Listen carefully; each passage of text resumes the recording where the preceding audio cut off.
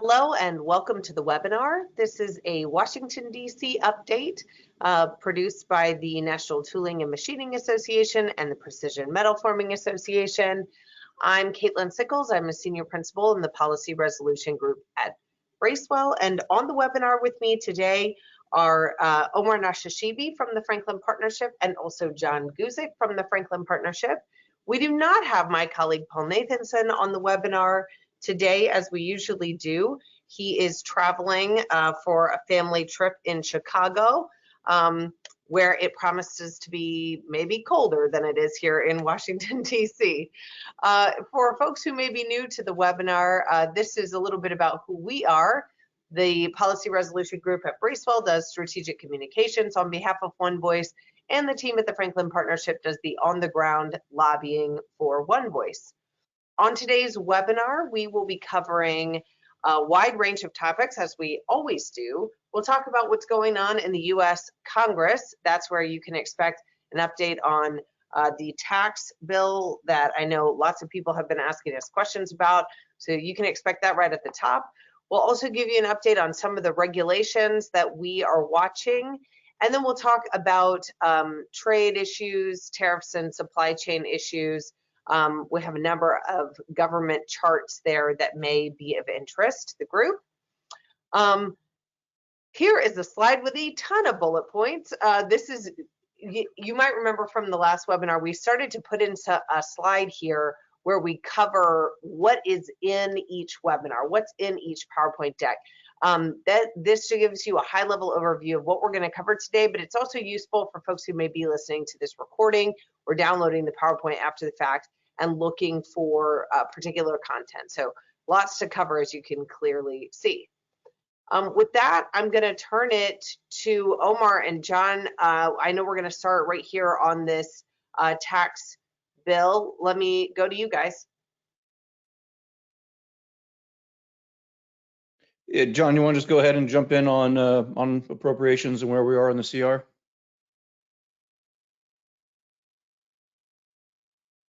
I think, John, you're still muted.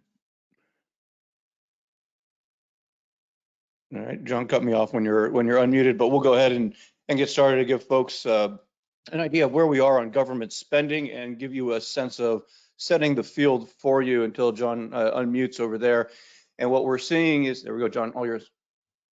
So government funding was set to expire in two tranches, one on March 1st and March 8th.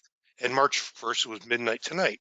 Well, on Tuesday, the president brought the big four, that is the Senate Majority Leader, Senate Minority Leader, Speaker of the House, and House Minority Leader to the White House to try to negotiate a budget agreement, because as we've mentioned in the past, Congress has yet to pass any of their 12 appropriations bills.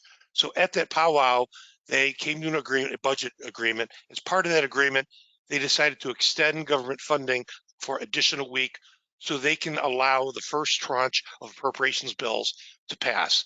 So the House voted yesterday, on Thursday, to extend government funding another week, which would allow the House and Senate to take up the agriculture FDA, energy and water, military construction, veterans affairs, transportation, housing, and urban development bills. Those are the easy appropriations bills. That is roughly 20% of government funding.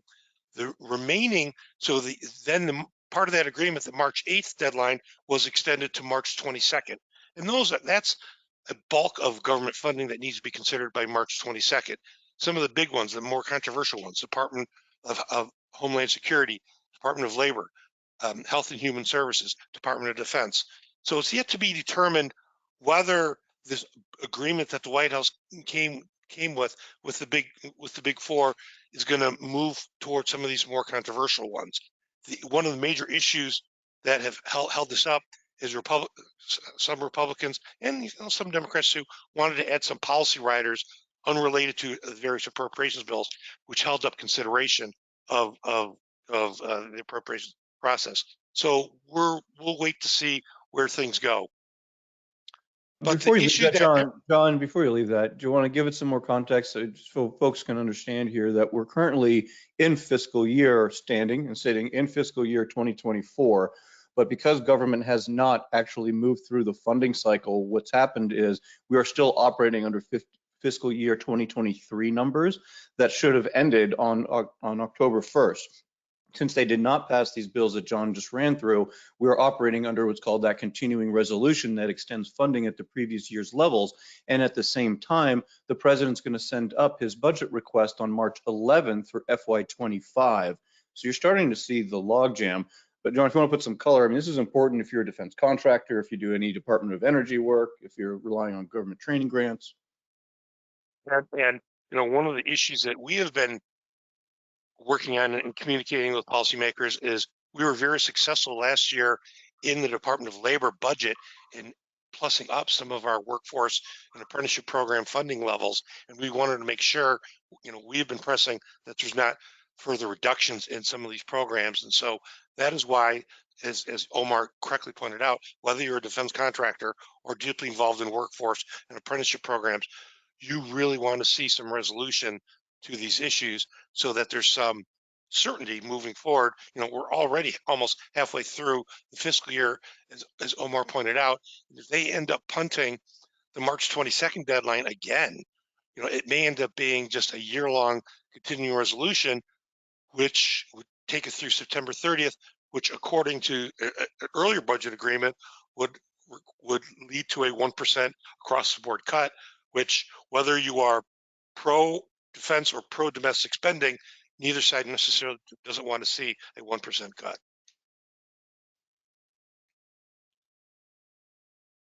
So let's move on to the tax bill. That's the tax bill that everybody keeps asking us about.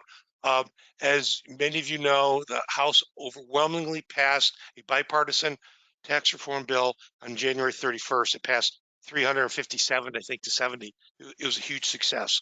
So the bill now goes to the Senate for consideration. And there are some Republican senators in the Senate who didn't like the process. This is a bill negotiated by the chairman of the Senate Finance Committee, Ron Wyden from Oregon, and Jason Smith, the Republican chairman of the Ways and Means Committee. Some Senate Republicans didn't like that process. They think, you know, in the next Congress, Republicans may have control of the Senate, so we could write a better tax bill. I think Omar and I are skeptical of that. Some didn't like the child tax credit provisions that we've talked about in the past. We said all along that if any business tax provisions are included, the Democrats are insisting on, you know, child tax credit. And some Senate Republicans don't like the child tax credit and the look back provisions, pushing it back for two years. And so that's the struggle where we are right now. In our conversations with Senate Finance and Ways and Means Committee and our coalition partners, we're going to need strong Senate Republican support to pass any tax bill. And at this point, we're probably looking at, we're going to need 10, maybe 12 Republican senators to vote for this package, because you're likely going to lose perhaps a Bernie Sanders or Elizabeth Warren who may not vote for this particular tax package. And so the real effort is to get strong Republican support to get this bill passed. We're looking at either putting it on to one of the appropriations bills that we just talked about, or passing it as a standalone piece of legislation, which has its own complications, which we can talk about a little bit later. But that's a pathway that we're looking at doing. That's the direction that we're going. So just to remind everybody what is in this tax bill. Before we get to that, John, just a few other points based on the meetings that I've been having, and I've been told directly by Senate Democrat leadership that if we can demonstrate that we have the votes of enough Republicans, then we would be able to get a standalone vote on the bill on the Senate floor. The thinking was it could be as early as the week of March 11th. That is still possible. That is still doable depending on the progress that we make with a select number of Republicans. We're going to need more than 12. We're probably going to need 22 to 23, if not 25 Republicans in the Senate. So that way, when they do move past the Senate Republican, that's the top member on the Senate Finance, the Tax Writing Committee, and move past him, meaning as they try to roll him, they're going to need to demonstrate they have more than half of the current sitting Senate Republicans. And that's the message. To John's point, we will definitely lose two Democrats on the Senate, over in the Senate, and they'll bring it down to 48. And so the hope is to get at least 22 Senate Republicans that have to be willing to stay yes on the bill, even if leadership doesn't come along. And that was the message that I received directly, is they can't just tell you they're a yes. They're going to have to be a solid yes in the face of potentially half of the rest of the Republicans in the Senate voting against it. And that's still the procedural issues that we're dealing with as we get through this and trying to find a pathway. There have been some openings in the last 24, 36 hours with Senate Republicans. We're starting to hear from one or two on the committee in particular that they're about ready to move forward on this. Keep in mind, if they do go and make any changes to this legislation, that it most likely would have to go back to the House of Representatives, which would be very difficult for it to pass. Furthermore, if they make any changes to the provisions that John referenced on the 2-year look back on the child tax credit, that amendment process is going to make it even harder, virtually impossible to pass this bill. Sherrod Brown, a senator from Ohio, will be offering an amendment to expand the child tax credit even beyond this. And that amendment would likely pass on the Senate floor and even in Senate committee. That's something to watch out for as well. But John, I'll turn it back to you because it's important for our members to really see what's at stake. As I call this is a 6-figure slide to see how much this really matters to you. So as we've heard from many of our One Voice members over the past year or two, that this bill is a huge victory for One Voice. It reinstates R&D expensing activities retroactive to January 2022. It eliminates the requirement to amortize and capitalize your R&D expenses. It restores 100% expensing, which you guys, many of you know as bonus appreciation, which is currently at 60% now, brings it back to 100%.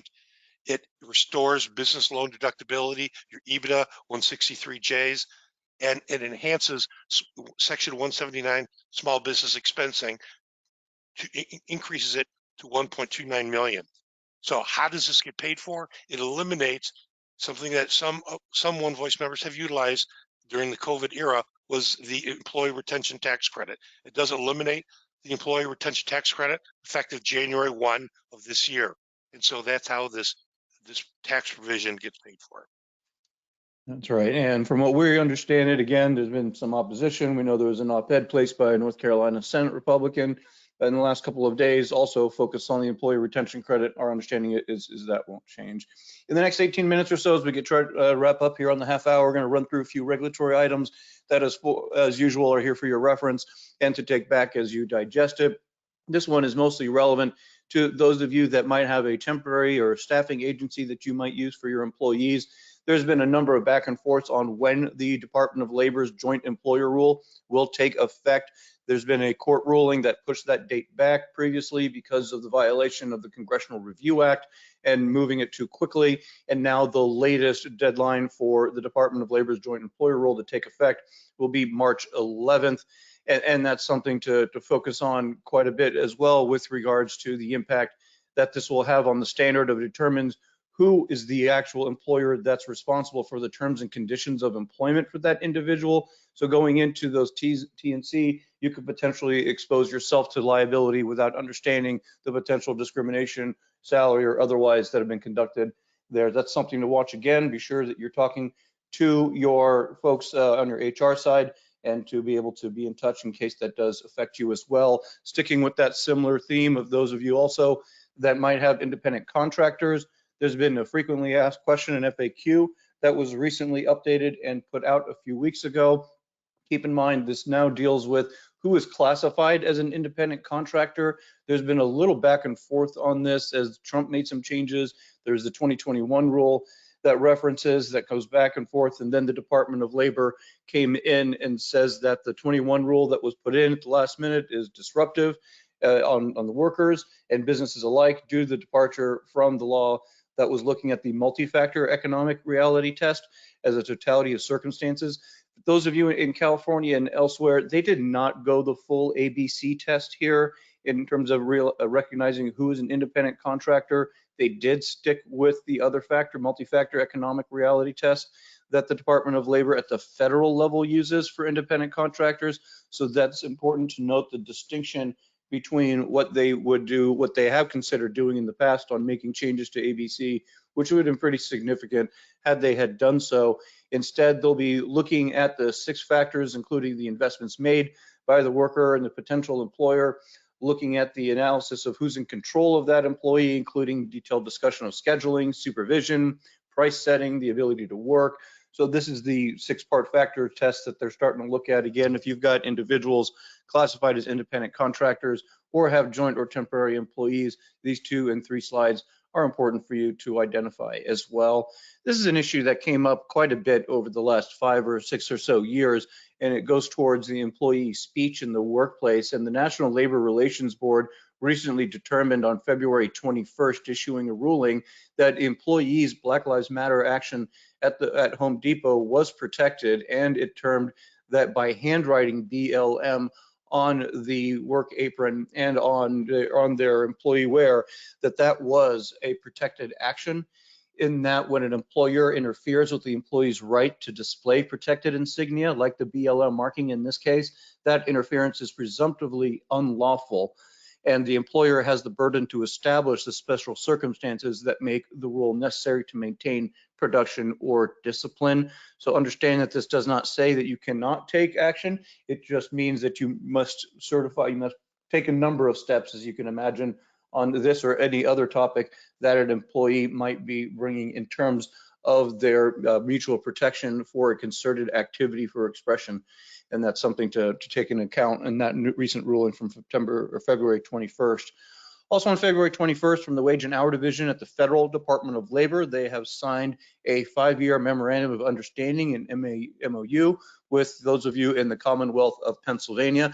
This is not uncommon, but we did want to flag for you. And what this typically means, especially if you see it occurring also with your state, that the Department of Labor or EPA or Department of Justice typically enter into an agreement where the Wage and Hour Division might identify or be made aware and alerted of certain violations, and therefore they could turn it over to the Pennsylvania's Attorney General Office, and similarly the Pennsylvania AG can make referrals over to the Wage and Hour Division, and they can share investigative data that's found during that respective enforcement activity as well there. And they will also be able to monitor for the not only federal statute when the state is inspecting or working with a facility and an employer, but also similarly the federal government will be looking out for any state violations as well.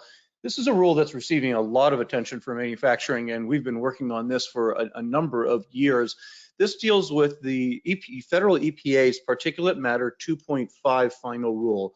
What a particulate matter is, it's a measurement of the small micrograms per unit of how it goes into the human body. To give you an example, PM70 is the size of a human hair, and particulate matter 2.5 is commonly referred to as the soot rule. It can come out of exhaust from vehicles, obviously from factories, facilities is one of the big ones that's out there, and the EPA is proposed to lower the current standard of 12 micrograms per cubic meter down to 9.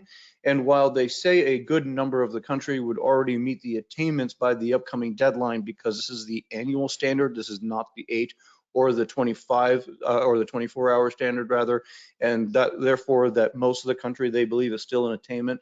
But a real world example is when a manufacturer is looking to expand their facility, do significant renovations, installations, expansions, or a new start, you have to go to your state and or federal EPA for permitting requirements. And one of the items they check is whether or not your county is already in a non-attainment zone or close to it, and if the state implementation plan already covers your region to control the amount of emissions that are coming out from existing facilities.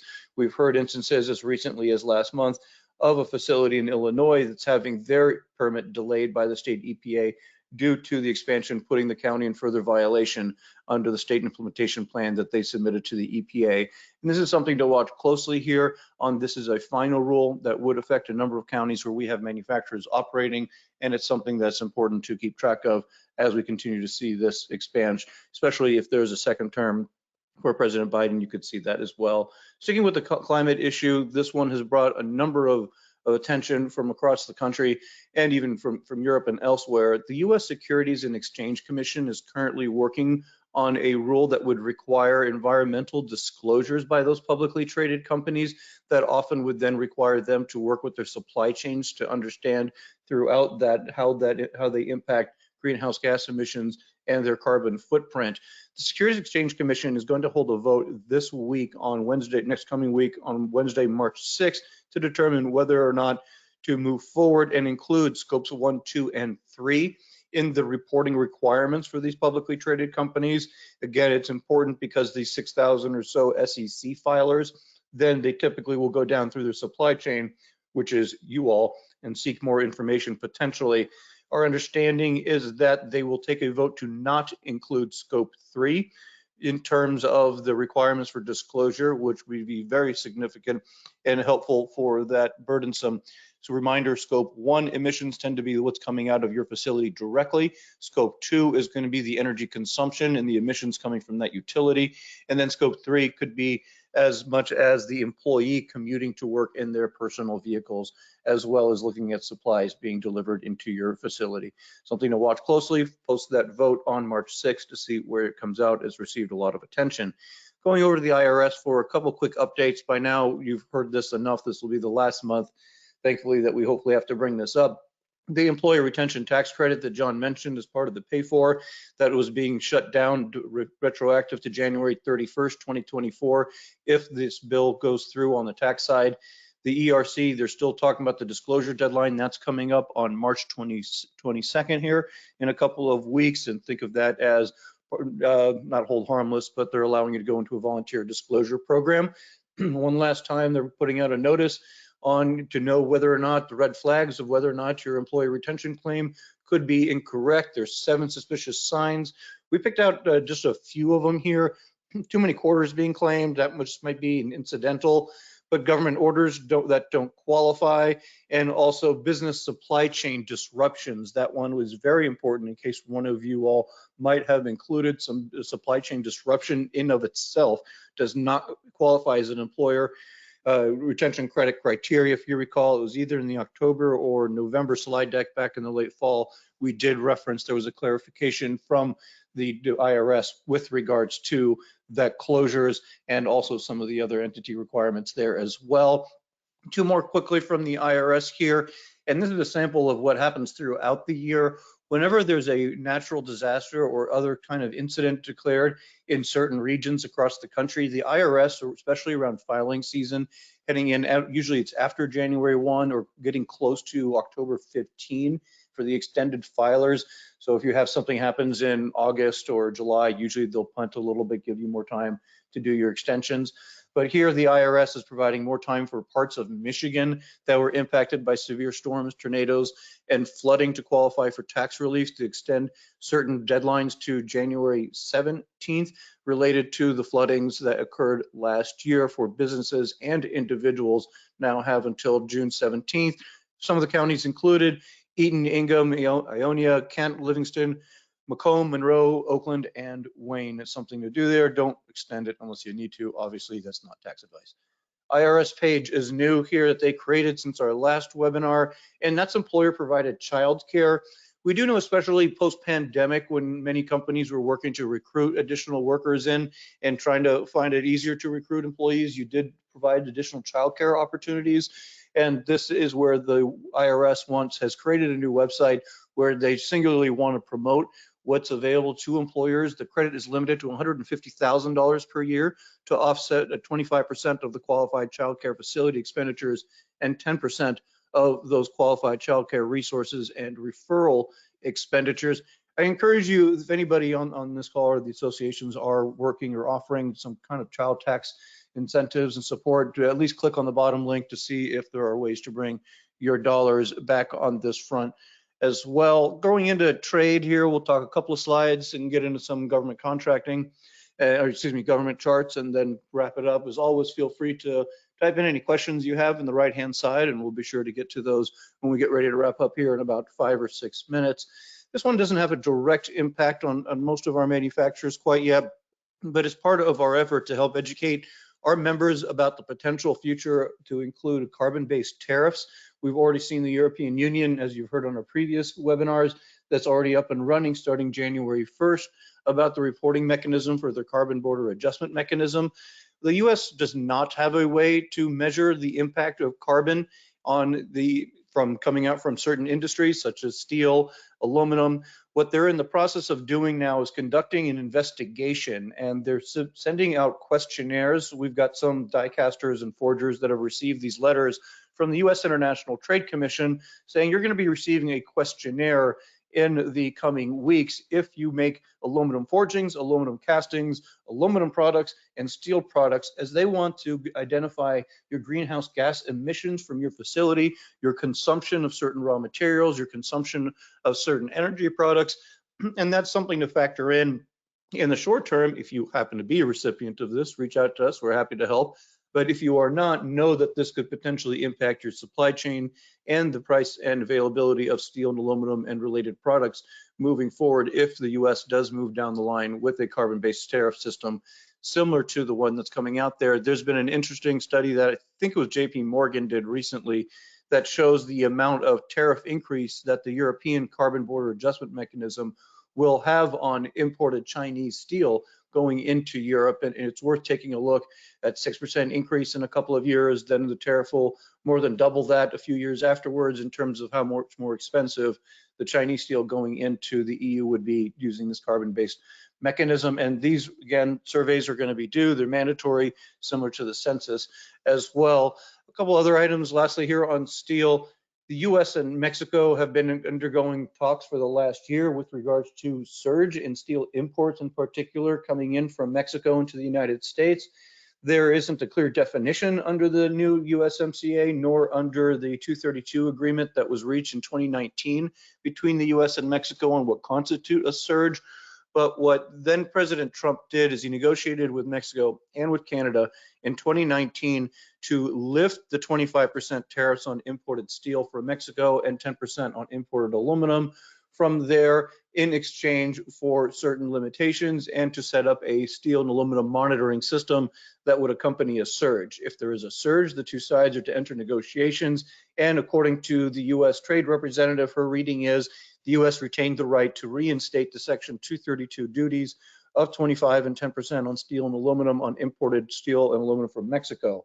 And that is the threat that she put out on February 16th. On February 28th, her counterpart with whom she met, the Secretary of Economy in Mexico, she came out and said if the US were to move first, then Mexico would in kind reinstate tariffs on imported steel coming in from the United States. So you can see how there could potentially be escalating. The US has created a list of monitoring materials that they want to see, a particular focus with an obvious emphasis on this being a transshipment issue, as the US believes most of the steel coming in from Mexico is actually originating from China. And that transshipment is obviously in violation of the 232s and also the USMCA that was signed with Mexico. So watch out for that. Hopefully that will de-escalate our understanding in the next couple of weeks. We should be able to see that US list that they want to have Mexico take a closer look at, and we'll see what further action comes on here. This one on the OECD Pillar 2 on the digital tax framework. The only reason we're including this one is this is yet one more delay in having the OECD agreement with regards to a global minimum tariffs or tax rather. And one of the big issues is on digital goods, and that could include any sales that you all might make online through your website or any services that you might be contracted to that you had marketed through the internet would be subject to additional digital services tax. If the US does not reach an agreement with the other nations by a certain time period, countries such as Canada have potentially said they're going to impose their own taxes on digital services that are going cross-border, and that would lead to US retaliating and potentially start part of a trade war. A few issues here on grants and charts that we want to throw out here before we get ready to wrap up. The Department of Labor, this is separate from the apprenticeship, registered apprenticeship, 2,000-hour minimum regulation that we're working on right now, that proposed rule. This Department of Labor last week issued a grant notice that's due on April 15th. They've got a couple different categories in here for registered apprenticeship hubs, certain education systems that are aligned with pre-apprenticeship programs and registered apprenticeship programs, and then looking at making sure there's equitable reach for those pre and registered apprenticeship programs. 12 to 25 grants being awarded, range from $1 to $8 million based on those three criteria. We do encourage folks that might have a hub and spoke system or some relationships with some entities providing apprenticeships in other groups as well to reach out and see if there's an eligibility, knowing that there's an April 15th deadline. As Caitlin, this is an area that on workforce continues to receive attention just across the board. Yeah, that's right. I wanted to draw the group's attention to this AP article published at the end of last week. This is a story about the integration of AI into manufacturing facilities and how the integration of AI is helpful in addressing the skills gap and increasing productivity in shops. What I've highlighted here is that there are 3 manufacturers quoted in the article, and they are all One Voice members. So you have Jody Flederman, Grady Cope, and Peter Doyle quoted in the article. Thank you to our NTMA and PMA media volunteers for making yourselves available. There's some great photos of Grady's shop, Riata Engineering, in the article as well. The AP photographer went out to his facility. You can see just one on the screen, but there are a number of others as well. This, I think, is just a useful story about how much we continue to push on workforce issues, and I think how you see One Voice shifting to meet the moment on these new topics. You know, AI is a complicated topic for manufacturers to discuss, and this is a really great article. There's a quote, it's a little cut off at the end, but you have Grady saying, the whole point is not to lay people off, it's to integrate the technologies to make the jobs better and make them, you know, a different use of skills. So it's a great story. I encourage people to check it out, and also to, you know, recognize One Voice's role in having these important policy conversations in the press. These are extremely helpful. It makes it very personal. It helps our efforts that John and I are doing up on Capitol Hill. So thank you to the trifecta and pretty much to the AP reporter, just taking what Bracewell says and running with it. That's what you love when they do that.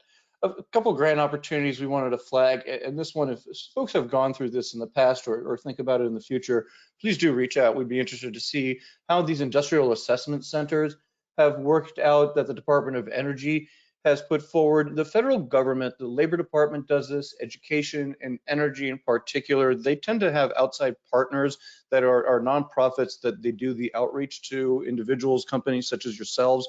The Department of Energy has set up a partnership with Energy Works, and they run these industrial assessment centers where it allows them to come in and do an assessment of facilities and identify savings, potential savings that are out there. And they're saying average savings can be anywhere from 150,000 per visit to 500,000, depending on the manufacturing company size. And this is specific to small and medium-sized manufacturers. It doesn't cost you anything to have them come in. Right now, there's a grant that is currently open through for applications that are submitted here through the end of this month. And what they will, and it's going to be rolling. So this is just the current. There's going to be another batch of these. So if you don't make March 31, learn now and go for the next one. But they're offering match grants where they'll do a 50% cost share to implement some of the recommendations to save on the energy and reduce some of the heat in your facilities. It might be worth exploring. If you have done it, please let us know. A notice of funding opportunities came out from the Department of Commerce recently on the chips and semiconductors, on the packaging side as they continue to move on the larger, and there's some key dates upcoming here. This is especially a focus if you've got some customers that might be working in this space to particular and partner with them. 2 quick slides here, we get ready to wrap it. Critical minerals imports, this is part of a Congressional Research Survey Service report that came out recently, on just 2 days, yesterday actually, on Japan and the US on their critical minerals agreement, but we thought some of the data would be important in here from these government sources in terms of where they're coming from. Free trade agreement partners, 49%, non-free trade agreement partners, 44%, and that's in the context of cobalt, graphite, lithium, manganese, and nickel for battery electric vehicles. And this is just for those of you that are interested in government spending and where things go, before I turn it back over to Caitlin on the next couple slides here. But this one is the Government Accountability Office. They put out a recent report on February 15th that showed the level of GDP that the US deficit and debt are going to continue to grow on there, and how the debt spending on that interest is going to exceed, or now has exceeded, defense spending for the first time. So chart just to take a look. The report's actually depressing but interesting with lots of good graphics to go through. Speaking of graphics, Caitlin, this one's always important to see where folks are compared to the rest of the world. That's right. We include this graphic as it is updated and make it available to members. This is a steel benchmarker graphic that just gives you a sense of where prices are over time and how they compare to other countries. Folks who've been tuning into this podcast for a while have seen the graphic many times, but we like to include it as a useful tool to keep track over time. And that would obviously be included in the PowerPoint for you to review later. Let me give you a quick plug here for our podcast. You can hear more from this group on our Talking with One Voice podcast. You can find it wherever you find your podcast. So that's Apple, Google, Spotify, other streaming platforms as well. Subscribe to the show so that the episodes will show up automatically on your feed, and rate and review the show too so that you can help other people find it. Thanks, Caitlin. As always, please do support your association. That's what makes these events possible, and our lobbying activity. As you can see, we've got our hands full. As we get ready to wrap, we do have one question so far. Please do type your questions on the right-hand side. We're happy to take them now. Here's our contact information. As always, feel free to reach out to Jenny at NTMA and Christy at PMA or one of us directly. Happy to answer any questions you have. We do have one in the box that came in. Now that we are well into the election cycle, do you anticipate any surprise tariff issues arising? In the context of steel, we'll see what ends up happening here with the Mexico issues. We do not believe that the Biden administration is very eager to impose tariffs directly upon steel coming in from Mexico, but the issue of transshipment is quite significant. So we could certainly see some additional action towards Mexico, towards Vietnam in particular, Philippines, as well as on the watch list for the transshipment coming out from China. So the additional enforcement there. From the tariff side, what we do expect there is likely on the China development. We're still obviously awaiting the Section 301 report that could come out any day, any month, according to USTR. But what we do expect on the electric vehicle side, we've obviously heard quite a bit about BYD looking at going within the corridors down on the other side of the border and potentially bringing in electric vehicles to the US or shipping to the Western Hemisphere. The Biden administration is currently looking at increasing tariffs on direct electric vehicle imports coming in from China, because even if they were to pass through from Mexico, that's only a 27.5% tariff rate right now when you combine the two. And that's just not going to be enough to counter an $11,000 vehicle, for example. And that's where we do expect some changes in three categories, where the Biden administration is likely going to increase tariffs on potentially increased tariffs on imports of electric vehicles from China, on battery electric vehicle and components of those batteries, and then also on renewable energies and increasing there. There is a chance they might lift or reduce some consumer-facing tariffs and also increase some other industrial ones. But on the steel side, they're looking for status quo and not disrupting anything in particular with the EU and Japan, UK. Those all seem stable on the tariff side. Any changes that we expect are likely going to only be from regards to China, based on conversation. And I would watch for those even as soon as sometime in April or May, based on a conversation I had last week. Any other questions? Any other thoughts? Someone asked for more information on the energy matching grant. What we do include is there's a link on every one of our slides, and the slide deck will be sent out in a couple of hours along with the recording. And you can click and follow that link, and it'll take you directly to the website for the government source. So all of these links that we provide are always government direct, prime, what we call prime sources. So you're able to go in and see if they're a good fit for your company. All right. Thank you, everybody, for being with us today. We will speak to you in about 30 days from now. As always, please feel free to reach out with any questions. Thank you all.